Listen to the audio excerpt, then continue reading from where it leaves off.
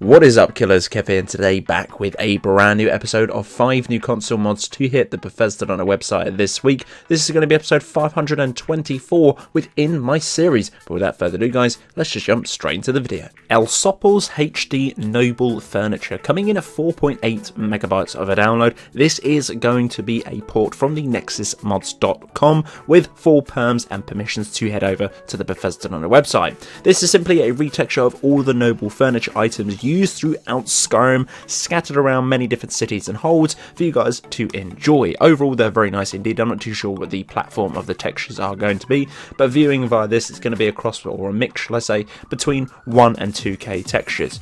Overall, a very nice new addition, as again, an incredibly low download size to sneak under and in anyone's load order.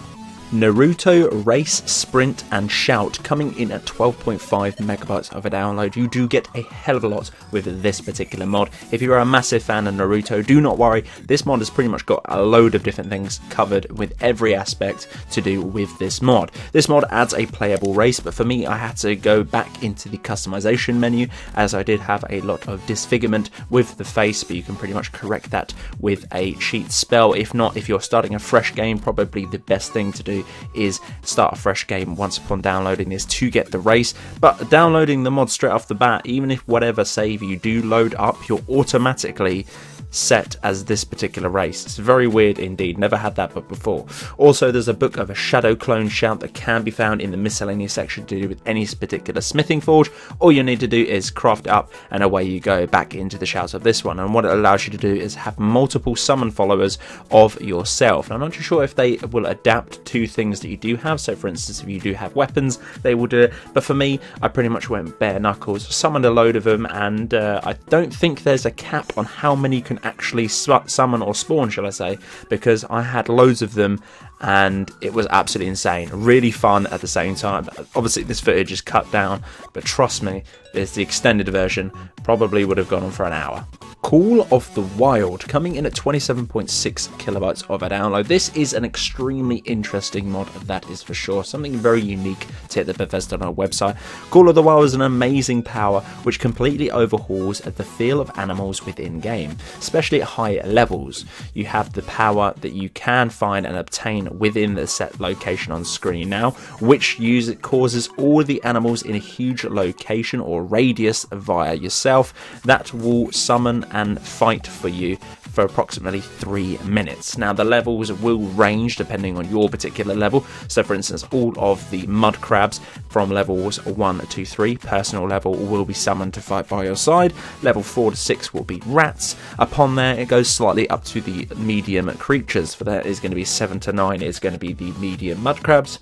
For there, it's going to be 10 to 12 for the larger mud crabs, and then we start getting onto the better things within the game. 13 to 12 is going to be wolves, 21 to 25 will be bears, 26 to 30 saber cats, 31 to 35 be trolls, and for me, floating around a level of 42, this one is going to be coming in at 36 to 49, which will be mammoths, which you can tell and see on screen now.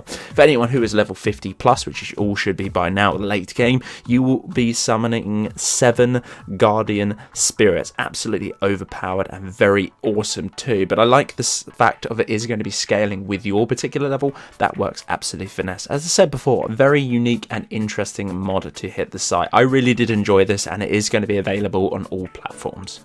True Bark textures coming in at a moderate download size of 32.4 megabytes of a download, a port once again from the hospitals.com, a hopefully one with full permissions and perks and all the other different jazz to head over to the Bethesda website, as I really did enjoy this. As I said, moderate download size, I am factoring if it is going to be worth it for 32 megabytes of a download. It seems quite high, but then again, this is going to be a retexture for the bark within the game of a 2K texture. Now, there are a lot of trees within the game, possibly that's why the download size is going to be that within this particular mod, but overall is very nice indeed. I do have a lot of floral mods within my game and a lot of tree mods, probably more tree mods than anything else within my load order if you did view that video, so this pairing with that is very nice indeed.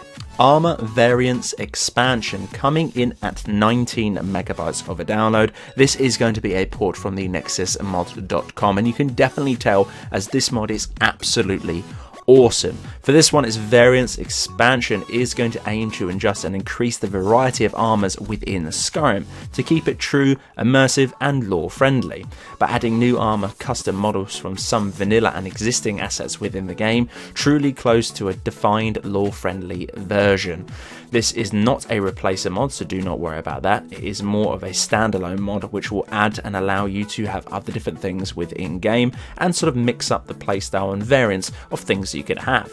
For in the iron section you will have helmets, chests and a heavy tower shield, also with a wooden one within the light category, and it's going to be the hide variant of all of this.